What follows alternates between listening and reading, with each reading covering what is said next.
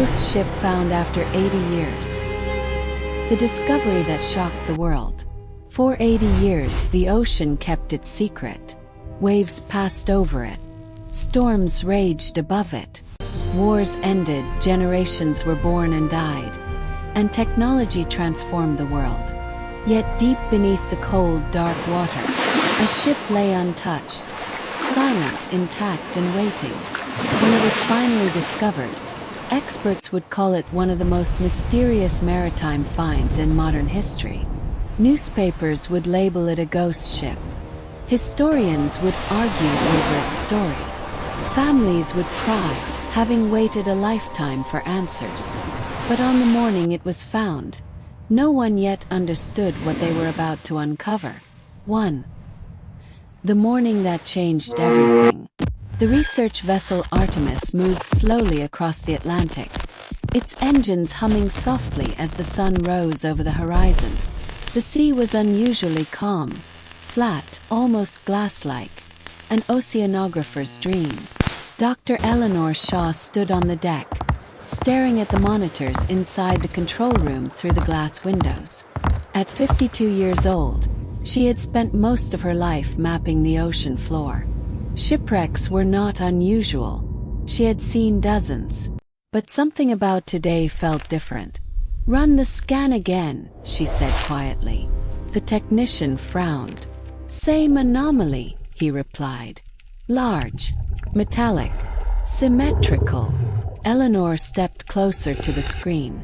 The sonar image showed a long, narrow shape resting upright on the seabed, nearly 2 miles below the surface. It wasn't broken. It wasn't scattered. It wasn't buried. It looked like a ship that had simply fallen asleep. "What's the length?" Eleanor asked. "About 140 meters, the technician said. "Early 20th century design." Her heart skipped. There were records of ships lost in this region, but very few matched that size. And none were supposed to be intact. "Deploy the ROV," Eleanor said. The room went silent. To a ship lost to time. As the remotely operated vehicle descended into the darkness, cameras transmitted live footage back to the surface. At first, there was nothing but black water and drifting particles. Then Look at the slowly telemetry a on shape screen 3. emerged. It's exceeding parameters. Dark, I see it. clean, Rerouting power to the unmistakable. stabilization matrix Gasps now. filled the control room. Paint was still visible beneath layers of marine growth. Rust streaks ran down the hull like frozen tears. Along the side, faint but readable, were letters. The cameras zoomed in. "STELLAMARIS." Dr. Shaw whispered the name. "That's impossible," someone muttered. The Stella Maris was a merchant vessel that disappeared in 1943, during the height of World War II. According to official records, it vanished during a storm while traveling from Lisbon to New York. No distress call was ever received. No wreckage was found. No bodies recovered. The ship and its 46 crew members were declared lost at sea. And now, 80 years later, it was sitting upright on the ocean floor as if it had never tried to escape. A perfect wreck. The ROV circled the ship slowly. The deck was intact. Lifeboats were still in place. The bridge windows were shattered, but the structure stood firm. Even the mast remained upright, though bent slightly with age. "This doesn't match a storm sinking," Eleanor said. "There's no sign of structural failure." A weapons expert on board leaned closer. No torpedo damage either. If this ship was attacked, it wasn't hit. That raised a terrifying question. If the Stella Maris wasn't sunk by weather, and wasn't sunk by war, why did it sink at all? The cameras drifted toward the bridge. Inside, through the broken windows, shadows danced as the ROV's lights moved. Instruments were still mounted. The ship's wheel remained in place. And then someone noticed something chilling. "There are no signs of evacuation," the technician said slowly. No open lifeboats. No emergency damage control. No chaos. It looked as if the crew had simply stopped. For the captain's last stand, the ROV entered the bridge. The air gauges were frozen. The compass needle pointed uselessly north. Papers lay scattered across the floor, preserved by the cold. One document floated gently as the ROV passed. A logbook. The date on the open page read, July 14, 1943. Eleanor felt her throat tighten. "Read the last entry," she said. The camera zoomed in, and the words appeared on the screen, written in neat, disciplined handwriting. "Icum. Visibility excellent. Crew reporting unease. No physical cause identified. Radio interference increasing. Compass behaving erratically. I have ordered reduced speed." The next line was written more shakily. "Something is wrong." That was the final entry. No signature. No explanation. No goodbye. 5 news breaks to the world. Within hours, the discovery was reported to maritime authorities.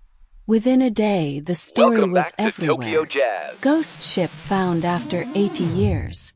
Lost World War II vessel discovered intact. What really happened to the Stella Maris? Families of the missing crew were notified. Some were grandchildren who had grown up hearing whispers of a ship that never came home. Others had believed the sea had erased all traces forever. Now the ship was back. Governments debated jurisdiction. Historians demanded access. Conspiracy theorists flooded the internet with theories. Magnetic anomalies, secret weapons, even supernatural forces. Dr. Eleanor Shaw ignored the noise. She was focused on one thing. "The answers," she said to her team, "are still down there. 6. A door that should not be closed." Before ending the dive, the ROV reached one last area, the door leading below deck. It was closed, perfectly sealed. "That's unusual," the technician said.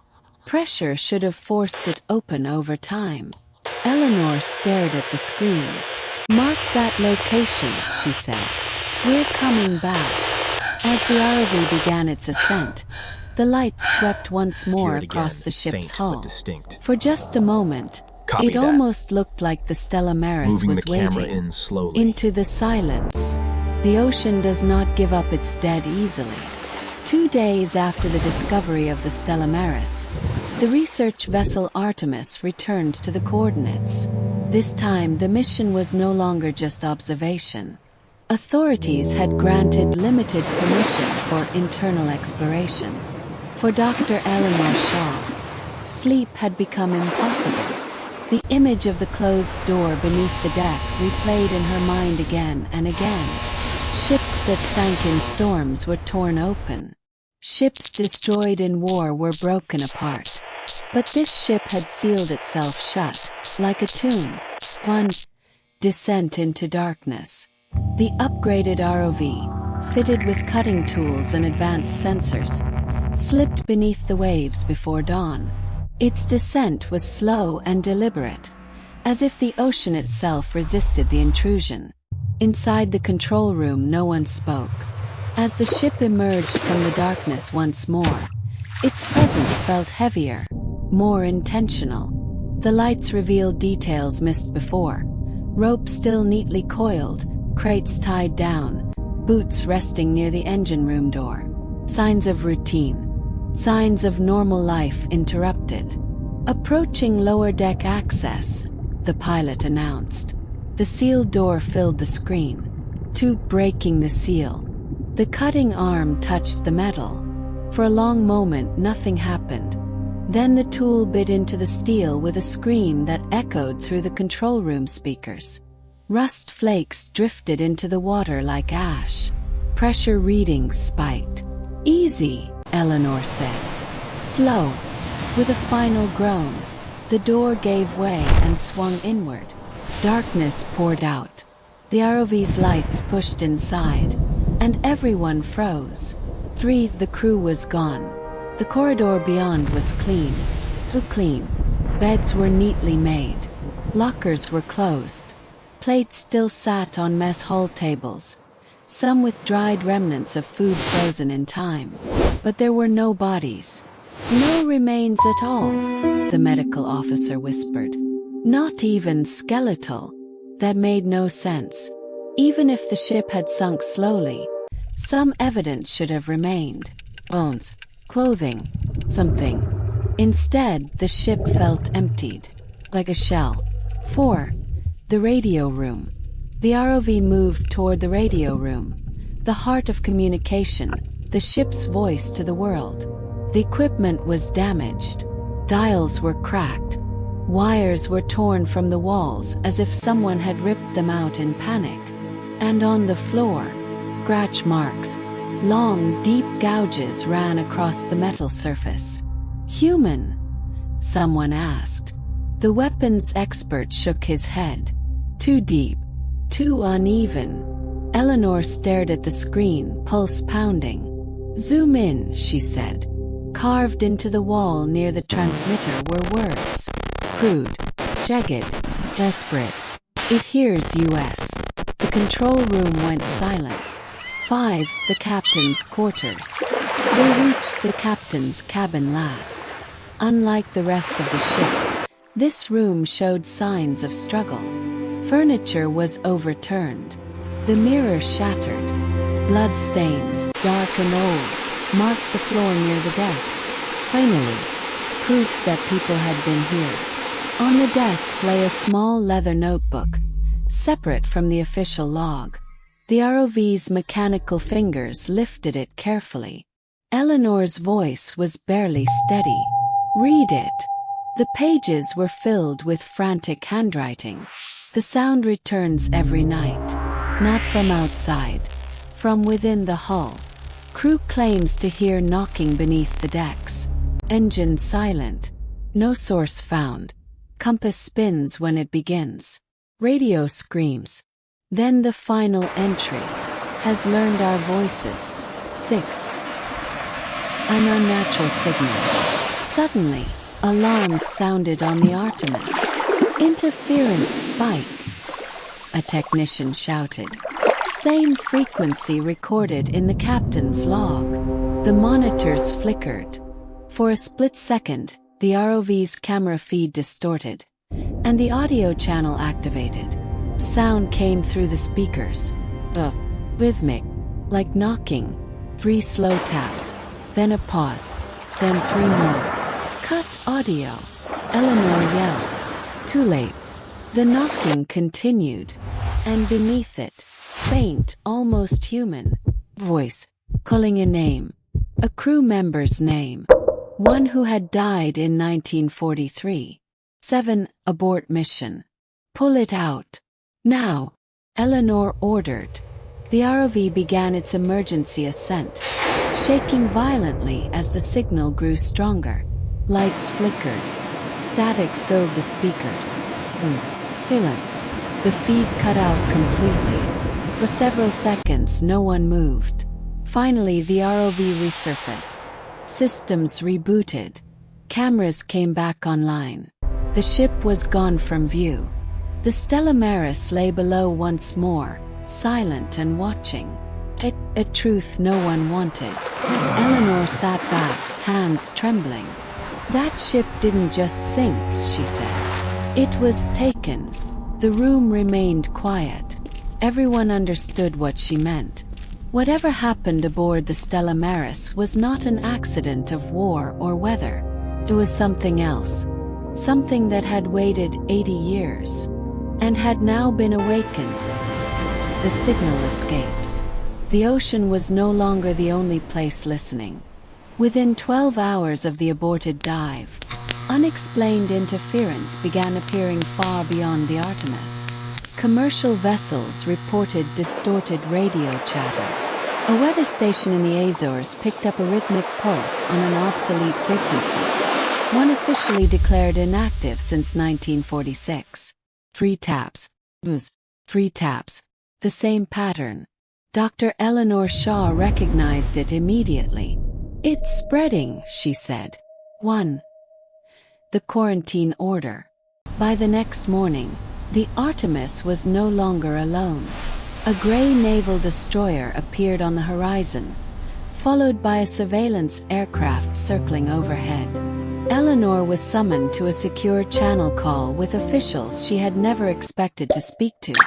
"This discovery is now classified," a voice said flatly. "You will cease all transmissions related to the wreck." Eleanor clenched her jaw.